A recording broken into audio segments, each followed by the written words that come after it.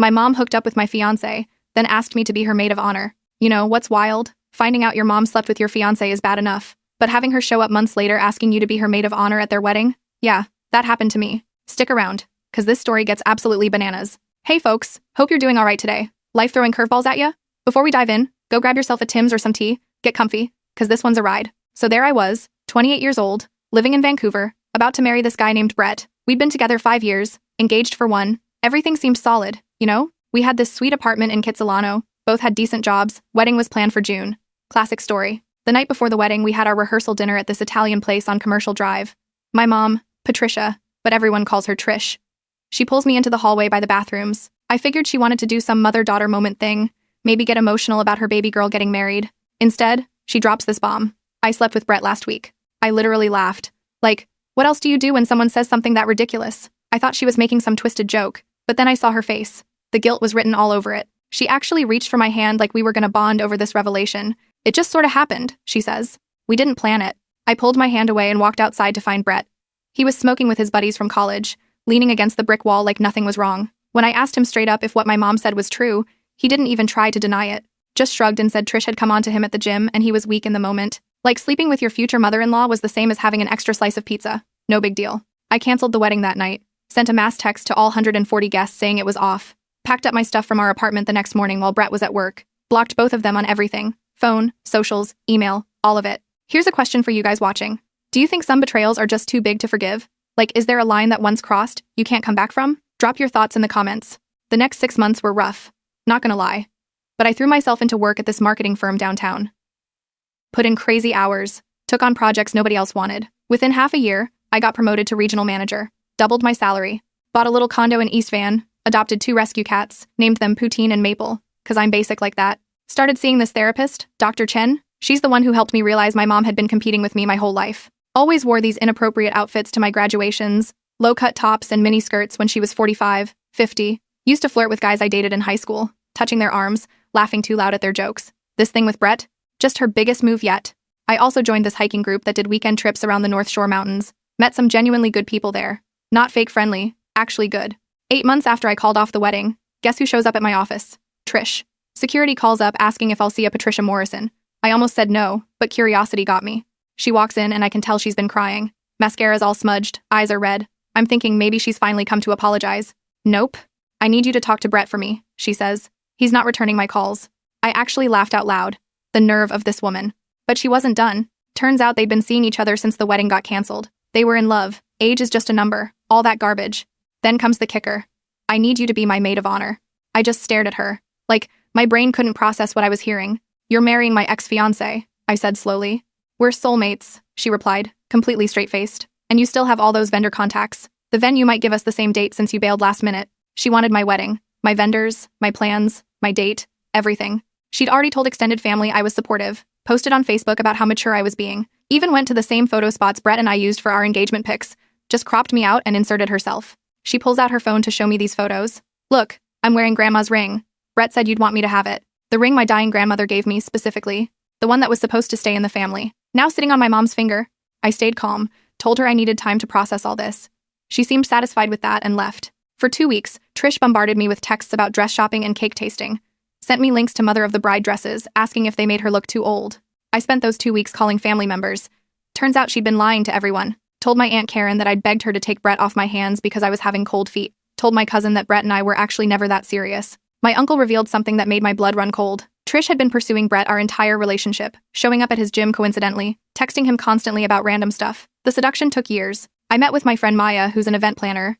We crafted this detailed Facebook post, laying out exactly what happened. How Trish slept with my fiancé during our engagement. How she lied to the family. How she was trying to use my wedding plans. Everything. We met for lunch at this Vietnamese place on Kingsway. Trish immediately started talking about centerpieces and color schemes. I let her ramble for about 5 minutes. Then I slid my phone across the table, showing her the post I'd just published. Take that down right now, she hissed, grabbing for my phone. How could you do this to me? She demanded.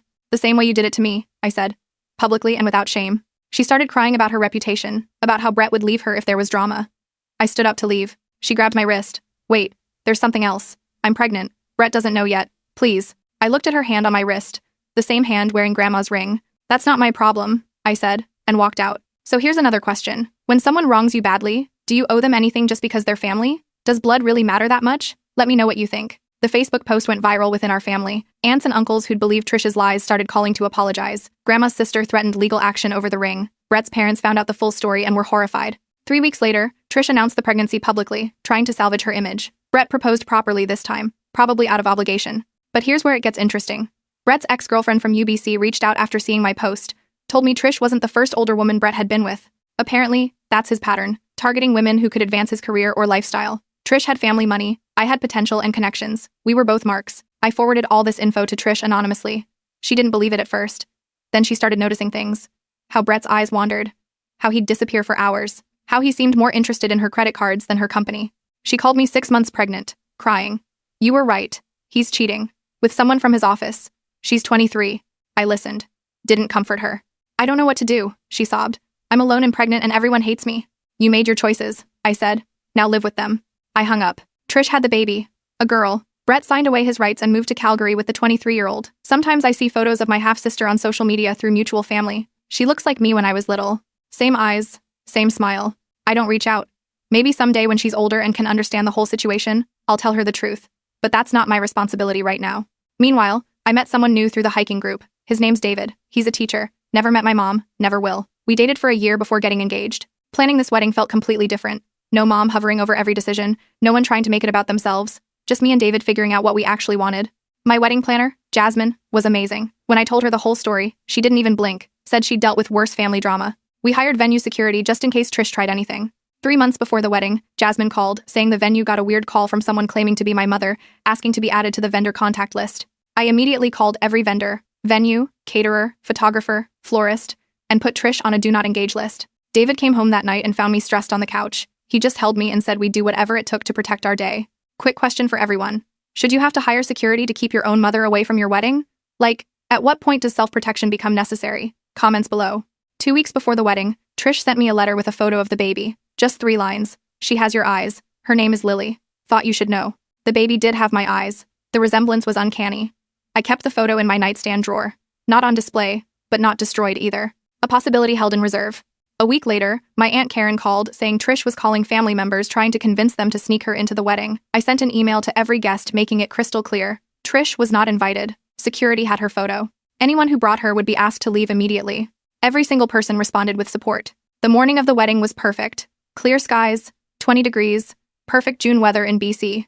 My best friend Claire and my bridesmaids took over the hotel suite. Hair, makeup, champagne, everything felt light and happy.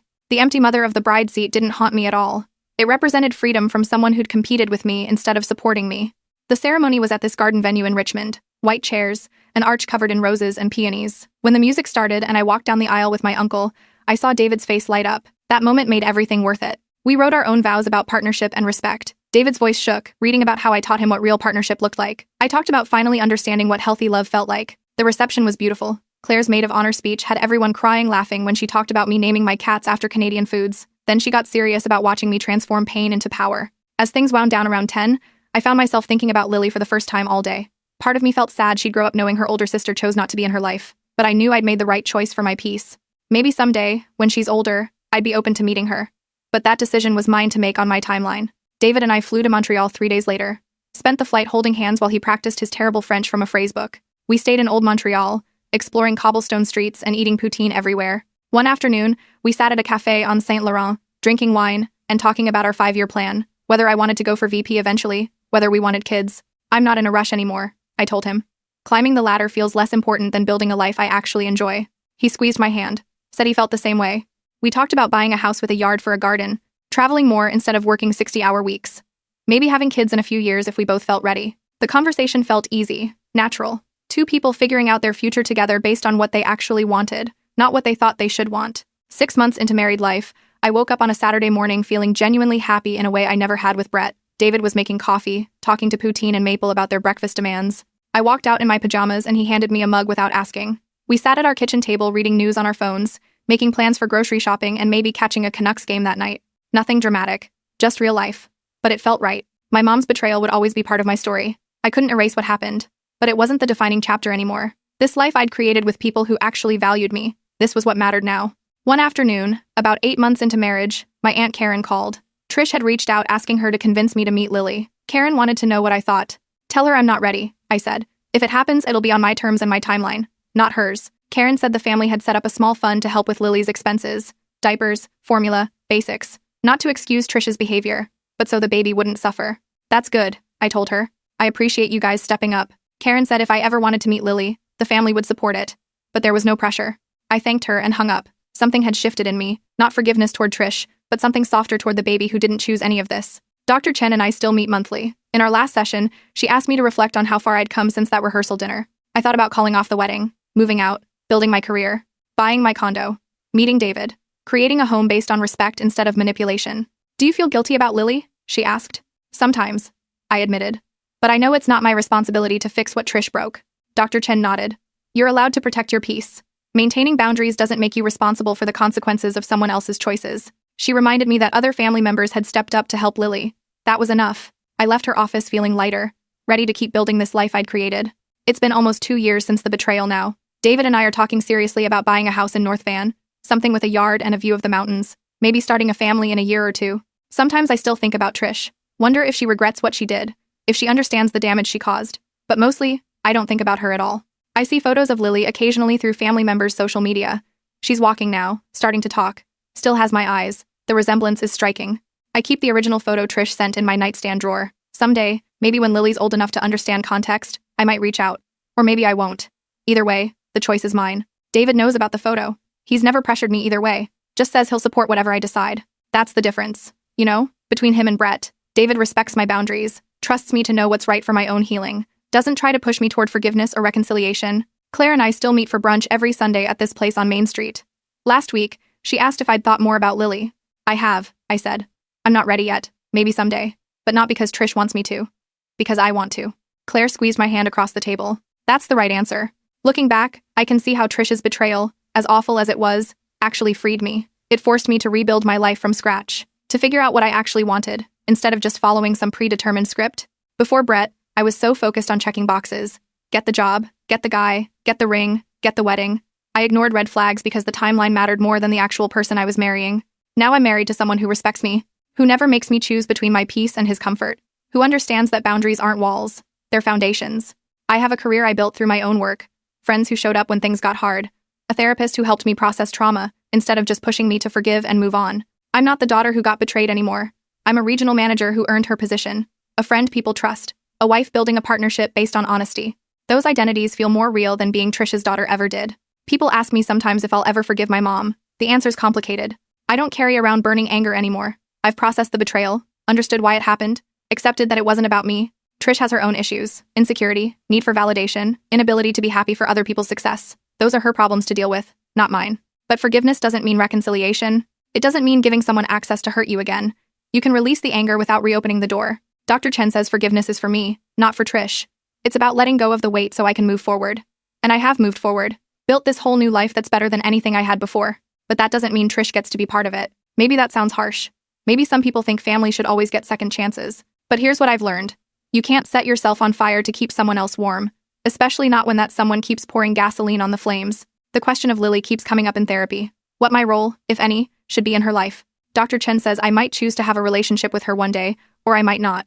Both options are valid. The important thing is that the decision is mine to make on my timeline. I think about her growing up with Trish as her only parent, learning those same patterns of manipulation and competition. Or maybe she'll be stronger than that. Maybe she'll see through the dysfunction and choose differently. My Aunt Karen sends me updates occasionally. Nothing invasive, just little things. Lily said her first words today. Lily started preschool, always leaving space for me to engage or not. I appreciate that. The family's handling it well, supporting Lily without pressuring me to be involved, letting me know there's an open door whenever I'm ready to walk through it. Last month, Karen sent a photo of Lily at her 3rd birthday party. She was wearing this little pink dress, surrounded by family I recognized. My uncle, my cousins, their kids, all smiling and celebrating this little girl who's innocent in all of this. I looked at that photo for a long time. Lily's getting older, starting to look less like a baby and more like a kid. Still has those eyes that mirror mine. David found me staring at it. What are you thinking? He asked. That maybe someday I'll want to meet her, I said, when she's old enough to understand. But not yet. He kissed the top of my head. Whenever you're ready, or not, either's okay. Here's something weird. I'm grateful for what happened. I know that sounds crazy. Getting betrayed by your mom and fiancé isn't something you should be thankful for. But if it hadn't happened, I'd probably still be with Brett. Would have married him, had kids with him, Spent years in a mediocre relationship wondering why I wasn't happy. The betrayal was like ripping off a band-aid. Painful as hell in the moment, but it revealed the infection underneath. Showed me what my relationship with Brett really was. Surface level, based on convenience and timeline rather than genuine connection. It showed me what my relationship with Trish really was too. Not a mother-daughter bond, but a competition where she needed to win. Always. Now I have real relationships. David, who's a genuine partner. Claire and my hiking friends, who showed up when things got hard. My aunt and uncle, who believed me and supported my boundaries. Dr. Chen, who helped me process everything without judgment. These relationships are based on mutual respect. On people actually giving a damn about my well-being. Not just what I can do for them. I wouldn't have found any of this if things hadn't blown up the way they did. Oh, about Grandma's ring. Trish eventually returned it after Karen's lawyer threatened theft charges. Took months of legal letters, but she finally dropped it off at the law office without a word. Karen gave it to me at a family dinner. Said it belonged to me, always had. I looked at that ring, this beautiful sapphire that Grandma wore her whole marriage, and felt this wave of emotion, not just about the ring itself, but what it represented, my grandmother's love, my family's support. The fact that good people fought to get it back for me. I don't wear it. It sits in a jewelry box in my closet. Maybe someday I'll give it to a daughter, if David and I have one. Or maybe I'll give it to Lily, if we ever have a relationship and she's the kind of person who'd appreciate what it means. For now, it's enough to know it's mine. That Trish's attempt to take it didn't work. That the promotion to regional manager came with its own challenges. More responsibility, longer hours, higher expectations. But it also gave me confidence I didn't have before. I learned I was actually pretty good at this. Managing teams, developing strategies, hitting targets, better than I'd given myself credit for. But I also learned it wasn't everything. The first year after the breakup, I threw myself into work as a distraction, pulled 60-hour weeks, took on every project, said yes to everything. Now I'm learning to pull back, to actually use my vacation days, to leave work at work instead of checking emails at midnight. David's been good for that. He's got healthy boundaries with his job, teaches high school English, never takes work home on weekends. He's teaching me it's okay to prioritize life over career advancement. Last month, I actually turned down a project that would have required traveling 3 weeks out of 4. Old me would have said yes immediately, seen it as a stepping stone to VP. New me said no thanks, my marriage and mental health matter more. My boss was surprised but respected it. Turns out setting boundaries at work is okay too. Who knew? If there's one thing I've learned from all this, it's that you can't control other people's choices. You can only control your response. Trish chose to sleep with Brett. Brett chose to betray me. They both chose to lie and manipulate and try to steal my wedding plans. Those were their choices, their consequences to live with. My choice was how to respond. I could have stayed stuck in anger and bitterness, could have spent years trying to get revenge or make them suffer, could have let it destroy my ability to trust anyone. Instead, I chose to rebuild, to go to therapy, to focus on my career, to meet new people and give new relationships a chance, to set boundaries and actually enforce them. That's the power we have, not over others, but over ourselves. How we react, who we let in, what we accept, what we walk away from. Trish is still out there somewhere, probably still playing the victim, still trying to manipulate people into feeling sorry for her. Brett's probably moved on to another woman who can advance his career somehow. But that's not my problem anymore. I've built something they can't touch. A life based on real connection, respect, and honesty. And that's worth more than any wedding that almost was. It's been just over 2 years now since that rehearsal dinner. 2 years since my world imploded and I had to rebuild from scratch. If you'd told me then that I'd end up here, happily married, successful career, genuine friendships, peace of mind, I wouldn't have believed you. The pain felt too big, too permanent, but here I am. Yeah, there's still stuff I'm working through. The Lily question looms larger as she gets older. Sometimes I still have moments where I feel guilty about not being in her life. Dr. Chen says that's normal, that complicated feelings don't mean I'm making the wrong choice. And sometimes I wonder what Trish is doing, if she's happy with the choices she made, if she regrets any of it, if she thinks about me and wishes things were different. But mostly, I don't think about her at all. I'm too busy living the life I built, enjoying my marriage to David, planning our future, hanging with poutine and maple, meeting Claire for brunch, hiking on weekends, working hard but not too hard, finding balance. This is what healing looks like, I think. Not forgetting what happened or pretending it didn't hurt, but building something new that's stronger than what broke. So that's my story, folks. Mom slept with my fiancé, tried to steal my wedding, and I walked away from all of it to build something better. Was it the right call? I think so. But everyone's situation is different. What would you have done? Thanks for sticking with me through this whole thing. If you made it this far, hit that like button, subscribe if you haven't already, and drop a comment letting me know your thoughts. Have you dealt with family betrayal? How'd you handle it? Alright, I'm gonna go cuddle my cats and appreciate the peace I've built. Y'all take care of yourselves out there. Set boundaries, protect your peace, and remember, some people show you who they really are. Believe them. Catch you in the next one.